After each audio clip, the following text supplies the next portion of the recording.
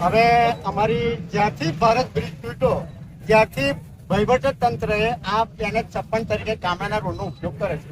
ત્યાંથી આ રોડ કચ્ચર ઘાણ થઈ ગયો છે. ભારે વાહનો જવાથી મધ્યપ્રદેશને જોડતો રોડ હોવાથી મુખ્ય ગુજરાતને જોડતો કલેક્ટર મેડમ શ્રીનું હુકમનામાથી આ રોડનો ઉપયોગ થાય છે.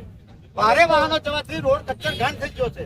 એક્સિડન્ટો થાય છે, એન પર ધ્યાન અપાતું નથી અને મેન્ટેન કરે છે તો છૂટા કપચા નાખી અને ઉપર માટી નાખવામાં આવે છે. જ્યારે VIP રોડો એરપોર્ટને જોડતા રોડો પર તરત જ આટલો ખાડો પડે તો તરત રિપેરિંગ થાય છે. આપણા ગામડાના પબ્લિકનું ધ્યાન લેવાતું નથી અને એને આપણે આવાજ બુલંદ કરવો પડશે તો તમારી વાતને સાંભળવામાં આવશે, નહીં તો તમારી વાતને હવે સાહેબને નમ્ર વિનંતી હતી, સાહેબ એનો જવાબ આપે છે, સાંભળો આપણે ધ્યાનથી. અમે રંગલી